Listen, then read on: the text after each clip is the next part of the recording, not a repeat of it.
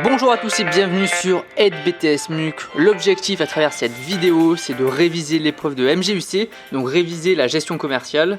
Et si vous voulez aller justement plus loin et réviser en seulement quelques minutes, vous pouvez aller sur le site, tous les liens sont en description, il y a plus de 80 fiches de révision pour votre épreuve de MGUC. Allez, c'est parti! Dans cette assez courte vidéo, nous allons voir justement les différents niveaux de stock quand vous faites votre gestion des stocks. Donc un petit graphique pour ça. Donc voici un graphique qui qui vient d'apparaître comme ça et qui a l'air un peu compliqué comme ça, j'ai envie de dire. Je vais vous le détailler en détail. Voilà, donc vous avez une première ligne, c'est tout simplement le temps qui est en bas, donc en jours ou en semaines. Donc là par exemple on va prendre en jours, on va dire, donc ça va jusqu'à 10 jours. Et à l'axe qui est vertical, vous avez le niveau de stock, donc en produits 10, 20, 30, 40, 50 produits.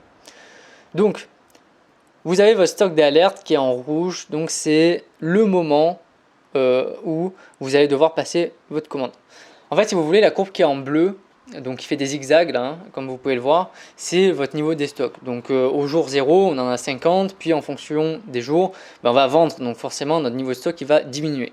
Lorsque cette courbe bleue va traverser la courbe rouge, donc le stock d'alerte, là ça veut dire qu'il faut passer la commande. Donc à ce moment-là, dès qu'on arrive à ce moment-là, on doit passer la commande. Ce stock d'alerte prend en compte les délais de livraison. Donc là, en l'occurrence, ce délai de livraison, c'est à peu près un jour. Donc une fois qu'on commande, le lendemain, on l'a. Donc ça prend en compte tout ça. Et donc on a notre fameuse livraison qui arrive le lendemain. Réception de la livraison au jour fin de jour numéro 5. Donc voilà. Donc ça, c'est la première chose à retenir. On a la livraison. Et donc vous voyez que c'est normal qu'on fasse un pic. On passe de 10 en niveau de stock et on repasse à 50. Et etc. Après, ça se reproduit normalement. Donc là, c'est pour un produit qui s'écoule de manière assez stable.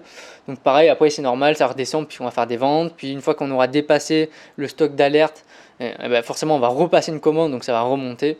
Voilà, c'est la gestion des stocks classique. Vous avez ici le stock de sécurité maintenant qui est en orange. En fait, l'objectif de ce stock de sécurité, c'est un stock qu'on a en permanence de côté, on va dire, entre guillemets de côté. Et qui permet justement de pallier à un pic d'activité.